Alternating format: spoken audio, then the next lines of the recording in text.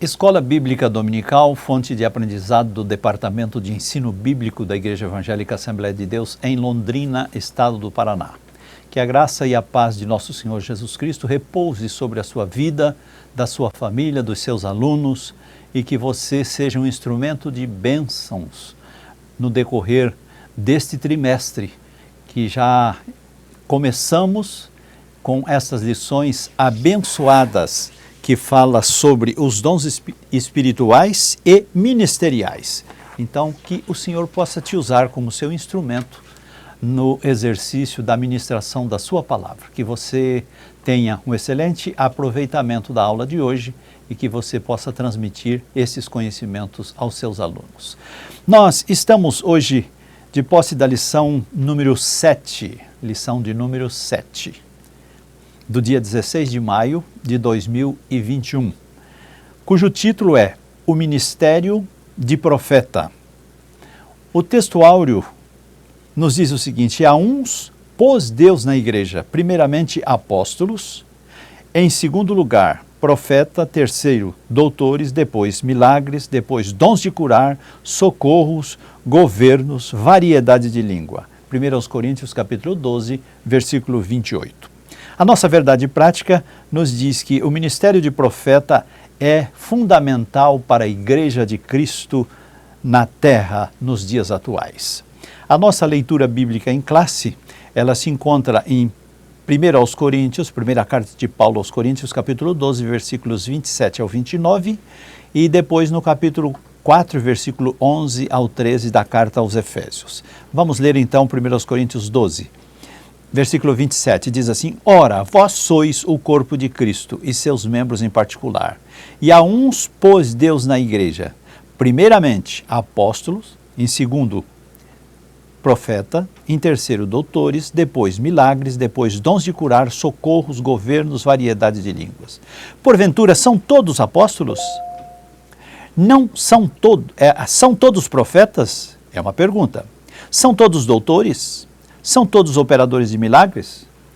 Agora nós vamos para Efésios capítulo 4, versículos 11 ao 13, que nos diz: E ele mesmo deu uns para apóstolos, e outros para profetas, e outros para evangelistas, e outros para pastores e doutores, querendo o aperfeiçoamento dos santos para a obra do ministério, para a edificação do corpo de Cristo, até que todos cheguemos à unidade da fé e ao conhecimento do Filho de Deus, a varão perfeito, à medida da estatura completa de Cristo. Nós temos nesta lição um objetivo geral, que é expor o desenvolvimento do ministério de profeta. E além disso, temos 3 objetivos específicos. O primeiro deles diz sobre o descrever a função do profeta no Antigo Testamento. O segundo é explicar o ofício do profeta no Novo Testamento. E o terceiro, esclarecer o verdadeiro do falso profeta, ou seja, separar entre o verdadeiro profeta e o falso profeta. A nossa introdução.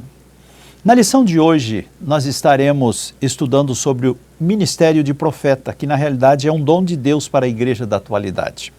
O profeta é aquele que é chamado para falar segundo o coração de Deus. No Antigo Testamento, alguns profetas sofreram perseguições terríveis por trazer aos israelitas a mensagem divina. Em linhas gerais, nem sempre a sua mensagem é aceita de bom grado por todos os seus destinatários, uma vez que ela pode ser uma mensagem de consolo, de edificação ou de juízo divino. E quando se fala de juízo divino, está falando de confrontação. Se não fizerdes de acordo com a palavra de Deus, vocês sofrerão as consequências. É isso que o texto nos quer dizer. Então, é claro que quando o profeta fala sobre o juízo divino, ele está atingindo o ego das pessoas. E por isso que as pessoas não gostam. Nem sempre essas mensagens, nem sempre são aceitas de bom grado. Mas nós temos que entender que a verdade tem que ser dita. Doa a quem doer. A verdade tem que ser dita. E a palavra de Deus é a verdade. No Novo Testamento, os profetas não perderam a preeminência. Eles, juntamente com os apóstolos, eram as colunas da igreja. Atualmente, temos na Bíblia a profecia maior. Então, nós sabemos que a profecia maior é a palavra de Deus. Porém, o Senhor continua a levantar e a usar os seus porta-vozes para revelar a sua mensagem ao seu povo.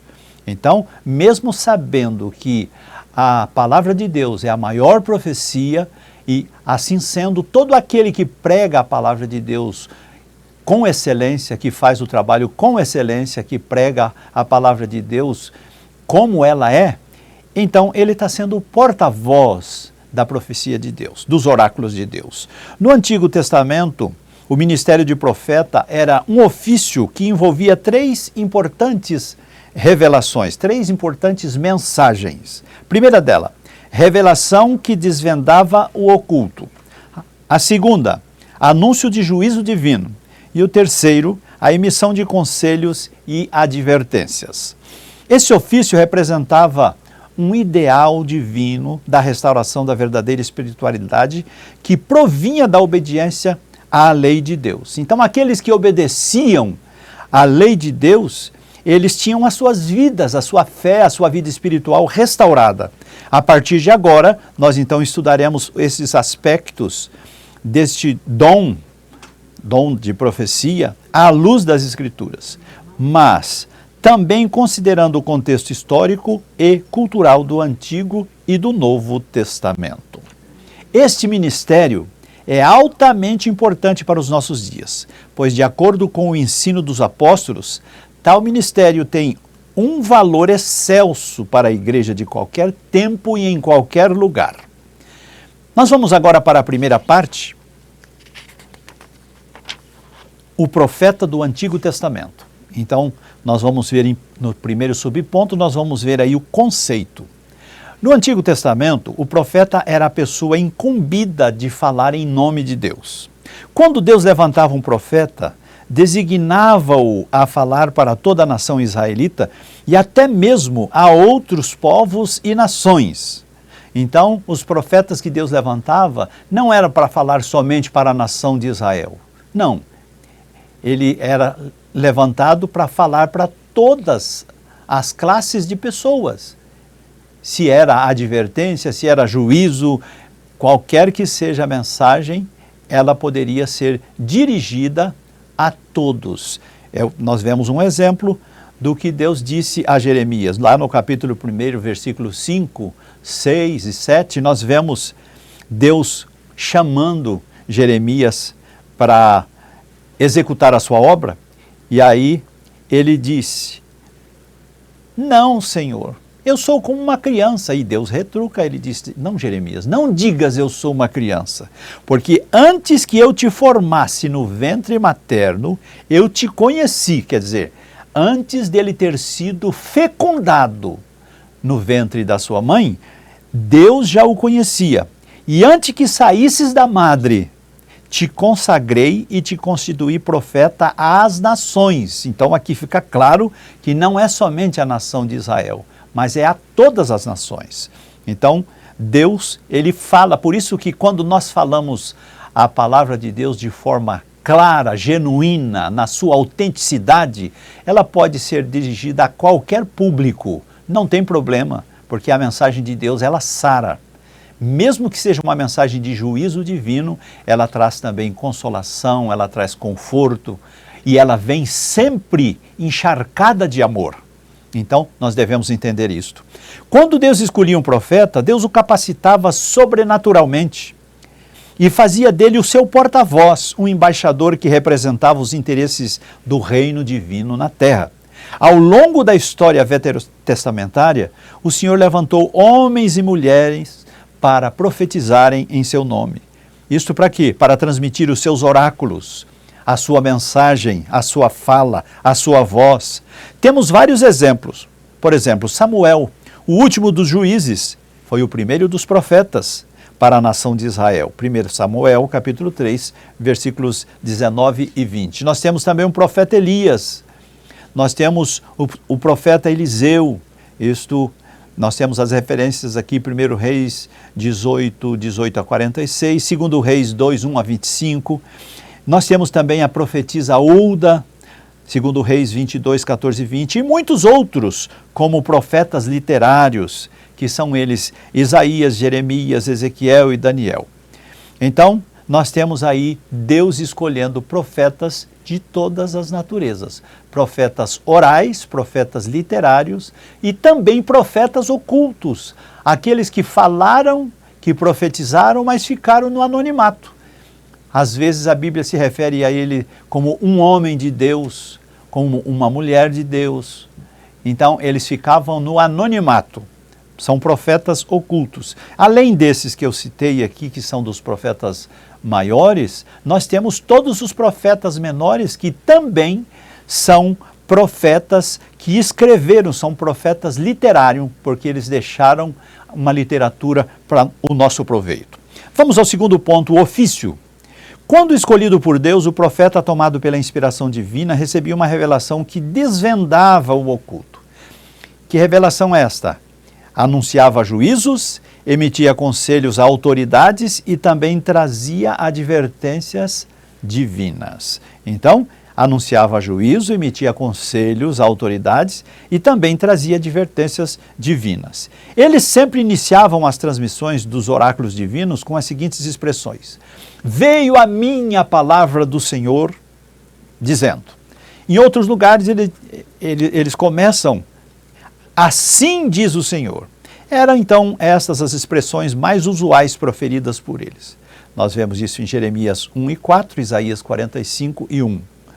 Símbolos e visões também eram formas de Deus falar através dos profetas ao seu povo. Jeremias 31, 28. Nós temos o caso do profeta Ezequiel também, profeta Daniel, que também viu muitos símbolos, muitas visões. O profeta Natã, por exemplo, que ele foi um profeta que atuou como conselheiro de Davi no reino de Israel. Segundo Samuel 12:1, nós temos nesta referência o episódio do pecado de Davi com Batseba.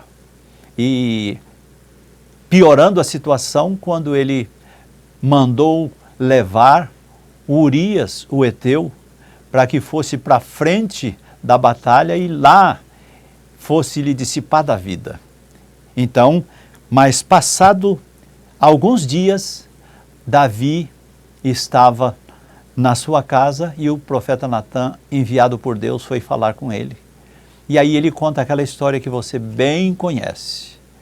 Aquela história do fazendeiro que tinha um rebanho enorme e tinha um pobre que tinha somente uma ovelhinha. E aí, chegando alguém para sua casa, ele, ao invés de pegar uma ovelha ou uma novilha do seu rebanho, ele pegou a ovelhinha daquele pobre e fez um churrasco para tratar dos seus visitantes. E aí Natã conta essa história e pergunta: rei, meu senhor, o que você acha desta situação? E ele disse: esse homem merece ser morto. E aí o profeta Natã falou: esse homem é você. E aí é uma mensagem de juízo. E Davi chorou, entrou em desespero, aí ocorreu a morte do filho. Enfim, os irmãos sabem tudo o que aconteceu. Isto está no livro de segundo livro de Reis, capítulo 12, versículo 1. A gente tem costume de falar segunda Reis, mas não é segunda rei, é segundo Reis. Todos, diga-se de passagem, anote aí para você não esquecer. Sempre que se fala nos livros do Velho Testamento, é segundo. Agora, no Novo Testamento é segunda, porque no Novo Testamento é cartas, epístolas, aí é primeira carta de Paulo, segunda epístola de Paulo, segunda carta a Timóteo, assim por diante. Por isso se fala segunda, primeira e segunda. E no Velho Testamento é primeiro. Então, corrigindo aqui, segundo livro de Samuel, capítulo 12, e primeiro livro de Reis, capítulo 1, versículo 8, e os versículos 10 ao 11. Todavia, após a divisão do reino de Israel, ele passou a ser perseguido, pois a sua profecia confrontava diretamente a prepotência da nobreza, dissimulação dos sacerdotes e a injustiça social. Primeiro Reis, capítulo 1, versículo 18 e 19, depois capítulo 5, versículos 30 e 31, Isaías 51, versículo 1 ao 12. Agora nós vamos para o terceiro subponto, o profetismo. O que era profetismo? Profetismo é uma doutrina religiosa baseada em predições dos profetas. Segundo o dicionário teológico CPAD, o profetismo foi um movimento que surgiu no período aproximado do século 8 a.C., tanto em Israel quanto em Judá. O objetivo desse movimento era restaurar o monoteísmo hebreu, combater a idolatria, denunciar as injustiças sociais, proclamar o dia do Senhor e reativar a esperança messiânica. Então, esses eram os objetivos. Foi nesse tempo que os verdadeiros profetas em Israel foram cruelmente surrados, presos, muitos deles mortos, sofreram por falar a verdade. Agora nós vamos para a segunda parte, o profeta no Novo Testamento. Concluímos aí o profeta no Velho Testamento, nesta primeira parte. Agora, na segunda parte, nós vamos falar sobre o profeta no Novo Testamento. O primeiro subponto fala sobre a importância do termo profeta no Novo Testamento. Na carta de Paulo aos Efésios, capítulo 4, versículo 11, que é um dos textos da nossa leitura bíblica em classe, está mencionado 5 ministérios que exerciam papéis fundamentais na liderança da igreja antiga. São eles apóstolo, profeta, evangelista, pastor e doutor. Não é casual que o termo profeta aparece na segunda posição da lista apresentada em 1 Coríntios 12, 28 e Efésios 4 e 11. Percebam que o profeta é identificado 3 vezes na epístola aos Efésios como alguém que acompanhava os apóstolos. Capítulo 2, versículos 20, capítulo 3, versículo 5, capítulo 4, versículo 11. A Bíblia afirma que os concidadãos dos santos e da família de Deus estão edificados sobre o fundamento dos apóstolos e dos profetas, Efésios 2, 19 e 20, de cujo fundamento Cristo é a principal pedra de esquina. Aqui a Bíblia denota a importância do ministério de profeta na liderança da igreja do primeiro século. Segundo subponto, o ofício do profeta neotestamentário. O ministério profético no Novo Testamento não consistia em predizer futuro, adivinhar o presente ou ficar fora de si, entrar em transe. Não é isto. De acordo com o comentário bíblico de Beacon, os profetas têm posição proximal à dos apóstolos e o seu dom especial era o ministério inspirado. Sua função primária era equivalente à dos profetas do Antigo Testamento. Anunciar a palavra de Deus, os oráculos de Deus, porém, ocasionalmente prediziam acontecimentos futuros, como aconteceu com Ágabo, que previu uma grande fome em todo o mundo, Atos 11 e 28. Ágabo foi um profeta que ele previu uma grande fome em todo o mundo, e isto aconteceu. Temos também, no mesmo contexto, as quatro filhas de Filipe, o evangelista, que também eram profetisas.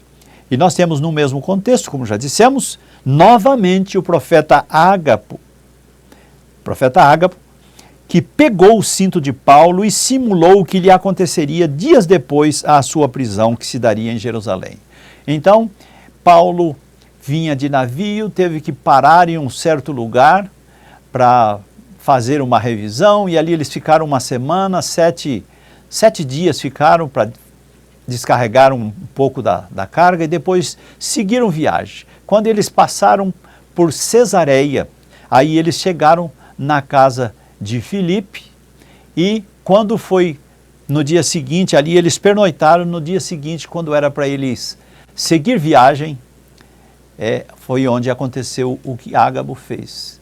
Eles estavam sentados e ele pegou o cinto de Paulo e amarrou os seus 2 pés e disse: olha, assim farão com o dono deste cinto lá em Jerusalém. E eles oraram, choraram, imploraram que Paulo não seguisse viagem, mas ele era muito destemido, seguiu, e tudo isso aconteceu realmente lá na frente. Essa história está em Atos capítulo 21, versículos 9 a 11. O comentário bíblico pentecostal do Novo Testamento informa que o profeta neotestamentário era dotado por Deus para receber diretamente a palavra do Altíssimo. Apesar de ele algumas vezes predizer o futuro, raras vezes, temos também a informação da Bíblia de Estudo Pentecostal que seu ofício consiste, antes de qualquer coisa, prioritariamente, em proclamar e interpretar a palavra de Deus por vocação divina, visando a admoestação, exortação, ânimo, consolação e edificação da igreja. Então, esta é uma forma que nós podemos julgar as profecias. Quando alguém profere, emite uma mensagem, transmite à igreja uma mensagem profética, a gente tem que ver se esta mensagem traz admoestação, se ela traz exortação, se ela traz ânimo, consolo e edificação. Estas 5 qualidades, ela nos dá a condição de julgar esse profeta, esta profecia, esta mensagem profética. Porque nós temos que fazer isso de acordo, à luz da palavra de Deus. Se fizermos à luz da palavra de Deus, não correremos nenhum risco. Era dever do profeta do Novo Testamento, assim como no Antigo Testamento, desmascarar o pecado, proclamar a justiça, advertir acerca do juízo vindouro e combater o mundanismo e frieza espiritual entre o povo de Deus. Lucas 1, 14 a 17. Podemos observar ainda que por causa da mensagem de justiça apresentada em tempos de apostasia e confusão espiritual, inclusive na igreja, fatalmente ele será rejeitado e perseguido por muitos. Então, por causa dele falar a verdade, por causa dele expressar aquilo que Deus manda ele transmitir, e quando Deus manda transmitir, tem que transmitir, porque a palavra de Deus é verdade, e aí por causa disso, por ele contestar o ego das pessoas, aí ele pode ser rejeitado. Até o comentarista nos diz, ele fatalmente será rejeitado e perseguido por muitos. Vamos agora para o terceiro subponto, o objetivo do dom ministerial do profeta. O profeta é chamado por Deus para levar a Igreja de Cristo a uma plena maturidade cristã, pois como um organismo vivo, a igreja, o corpo de Cristo, deve desenvolver-se para edificação em amor. Versículo 16. Para que tal seja uma realidade, os profetas do Senhor devem desempenhar as suas funções, capacitados e dirigidos pelo Espírito Santo de Deus. Se ele quiser fazer alguma coisa por conta própria, a seu bel prazer, ele vai se machucar, porque não vai dar certo. Ele só pode fazer com a orientação do Altíssimo. Segundo a Bíblia de Estudo Pentecostal, a função do profeta na igreja neotestamentária incluía o seguinte: proclamava e interpretava cheio do Espírito Santo a palavra de Deus. Então,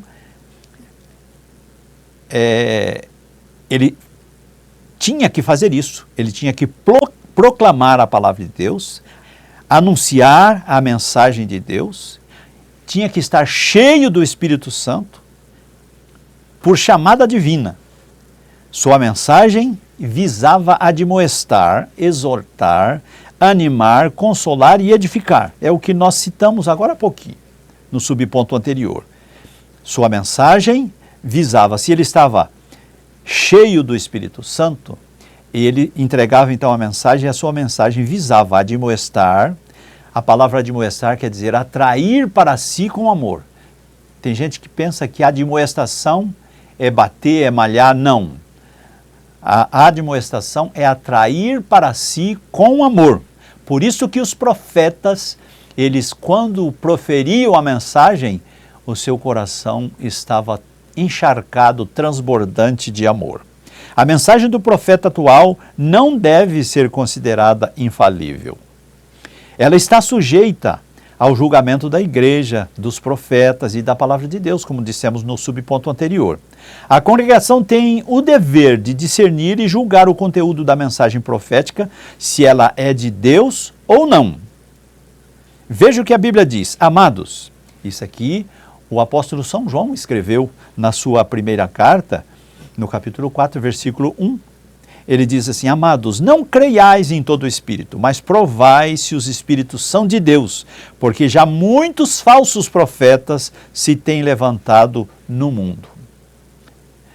Então, queridos, a gente tem que estar atento para essas coisas. Sempre que houver uma profecia, nós temos que fazer esse julgamento à luz da palavra de Deus. Vamos agora para a terceira parte, falar sobre discernindo o verdadeiro profeta do falso.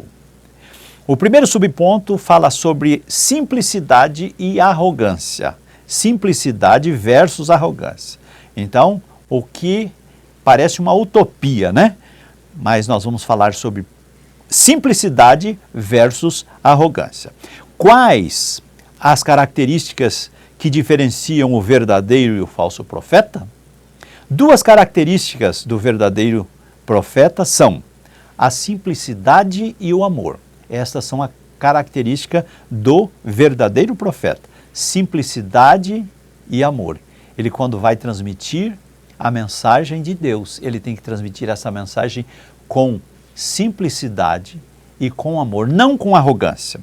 Ainda que a palavra seja uma palavra de juízo, o coração do profeta transborda de amor, transborda de simplicidade. Isto pode demonstrar a quem ele está servindo, ao Deus de amor. O próprio Deus é amor. Como que ele vai transmitir uma mensagem de amor sem ter amor no coração? Então, ele tem que estar com o coração encharcado de amor. Podemos ver isto em Jeremias 38, 14 a 27. E podemos confirmar isso nas palavras do próprio Jesus, quando disse, assentado lá no monte, ele olhando para a santa cidade, ele disse: Jerusalém, Jerusalém, que matas os profetas e apedrejam os que te são enviados. Quantas vezes eu quis ajuntar os seus filhos, como a galinha ajunta os seus pintainhos debaixo das suas asas, e tu não quiseste. Veja que Jesus falou, expressou, verbalizou esta mensagem, mas ele falava isto em lágrimas. O seu coração estava partido e sabendo que ele seria um dos profetas que seria morto lá na santa cidade. Ele se entregaria aos homens que o cuspiria, humilharia e faria tudo o que ele deveria passar. Já o falso profeta só pensa em si mesmo, em seu status, em seu benefício, profetiza objetivando a autopromoção, ele mente, ilude, engana, quer de toda forma usufruir benefícios em troca de suas profecias. Lembremos-nos de Ananias, o profeta mentiroso que enfrentou Jeremias.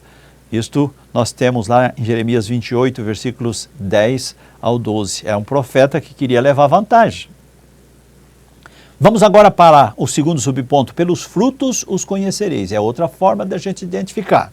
Há muitas pessoas sendo enganadas, pois querem diferenciar o verdadeiro do falso profeta pela sua performance ou pelo espetáculo que ele dá. Um ledo engano. Uma advertência séria de Jesus para os seus discípulos foi acerca da precaução com os falsos profetas. Nós deveríamos estar precavidos com o aparecimento dos falsos profetas. E devemos estar. Jesus disse que deveríamos, lá no passado, há 2000 anos atrás. Hoje nós estamos dizendo, nós devemos estar precavidos, devemos estar vigilantes, atentos, porque eles virão até a nós também. Como nós já temos, o próprio João já disse, conforme citei no subponto anterior, muitos falsos profetas têm se levantado entre nós. Como conhecê-los? Jesus disse que os reconheceríamos pelos frutos que eles produzem, Mateus 7, 15 e 20. Sabemos que o resultado ou o fruto do que o profeta diz e faz revela o seu caráter. O que ele diz e faz revela o seu caráter. Assim sendo, logo poderemos conhecer de onde procede a árvore. Esta árvore é o profeta. Esta árvore produz e oferece frutos bons? Pelo fruto se conhece a árvore. Então, é isso que Jesus ensinou em Mateus 7, 15 e 20. Ainda sobre o falso profeta, apesar de o falso profeta ser arrogante e iníquo, ele fala com grande eloquência. E isto basta para que ele seja como verdadeiro? Não. Na obra Assim Diz o Senhor, da CPAD, que foi escrita por John Bevere, diz que falsos profetas são aqueles que ministram em nome de Jesus nas nossas igrejas e conferências, os que partem o coração dos justos. E que, embora o ministério seja apresentado em nome de Jesus, não é desempenhado pelo Espírito Santo. Portanto, não tenha medo. Na autoridade do Espírito Santo de Deus, acautele-se dos falsos profetas. Seja prudente. O Espírito Santo, mediante o Evangelho, te fará discernir a procedência desses enganadores. Não se deixe conduzir por eles. São guias cegos, que caem no buraco e levam outros consigo. Então, queridos, chegamos aí à nossa conclusão. Acabamos de estudar, então, o exercício do ministério de profeta no Antigo Testamento. Vimos que tal ministério, juntamente com o dos apóstolos, era um dos pilares na liderança da igreja do primeiro século. Efésios capítulo 2, versículo 20.